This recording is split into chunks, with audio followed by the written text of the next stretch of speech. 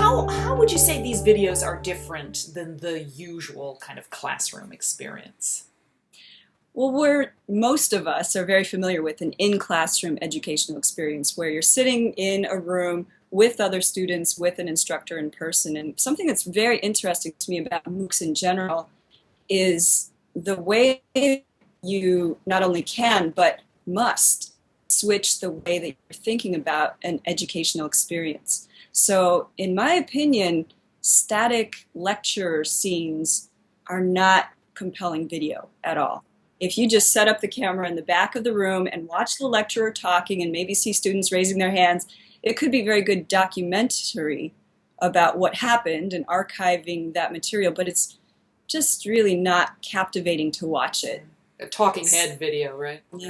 Yeah. So I think that we should be developing educational videos that are just more exciting to watch, that have some more movement, maybe animations. I mean, the beauty is that you have total control over what your learner is going to experience. Right.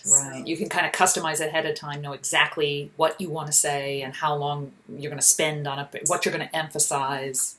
Yeah, and that just showing a static shot of a person talking, even if it is a nicely framed close-up, isn't always the best way to show what you're trying to teach. Yeah. It's interesting. I mean, lecture can work really well in a face-to-face setting, especially if you have a charismatic lecturer who really knows their subject well. But it just doesn't translate well over on video, which is the primary instructional mode in most of these online courses.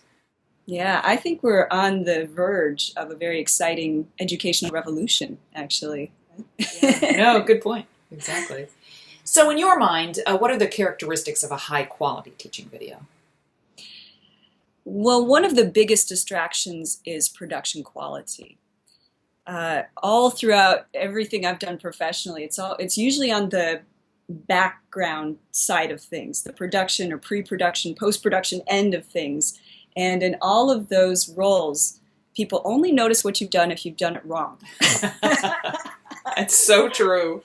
So most of the educational videos that I've seen out there, and there are exceptions, there are some that are starting to be very, very nicely produced, but low production quality is a big distraction to me. I cannot focus and absorb what they're trying to teach me if I'm distracted by a shaky camera, or it's not bright enough, or the audio is murky, or you can't read what they're trying to show you, or there's just a lot of production quality issues that go into this. Right, exactly. And you have to think all those through ahead of time, right? Yeah, or if the editing is choppy, or there's things like that that really distract me. I noticed that you use some animated sequences in your videos. Tell me a little bit about those. Yeah, we had a great opportunity here. A lot of Felice's concepts really lent themselves well to being illustrated rather than just described or showing the finished photograph. Some of the processes and more abstract concepts were really well illustrated by using a diagram or some sort of moving graphical image. So those kind of evolved. Felice and I worked very closely throughout this all. How did you decide when it was the right time to use something like that versus another way to teach, say, for instance? Yeah, well, throughout all of this educational material, you're always looking for the best tool to use. Sometimes an interview between two people could be the best possible tool. Sometimes an interactive component on the website would be a great tool to use. Sometimes, like in our course, we have 3 audio interviews that I think work pretty well as just standalone audio material. The fact that there is only audio helps you to focus on what they're actually saying and talking about. And so there were places where it just felt like the learner would get more from seeing a drawing, or if it's an abstract concept, or in some cases it would be helpful to see how things were set up in the room, but Felice didn't have a photograph of, well, here was my setup, so we drew a little diagram to represent just conceptually. Sure. So sometimes necessity dictates what you use, sometimes, right? Yes. But I would say more often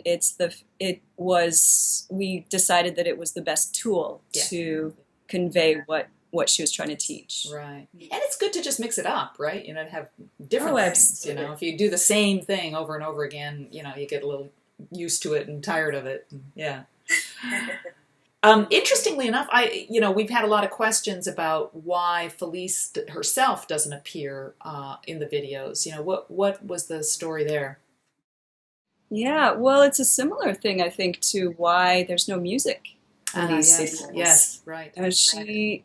She had a very specific concept of how she wanted to present her ideas, and in her view of it, appearing on camera, having music or extraneous sound effects, it would distract from the point that she was trying to make. Right. She wanted the focus to be entirely on the photographs, on the layout, on the visual stimulation. She did not want the viewers to be distracted by looking at her on camera or to be listening to something in the background. She really wanted to focus in.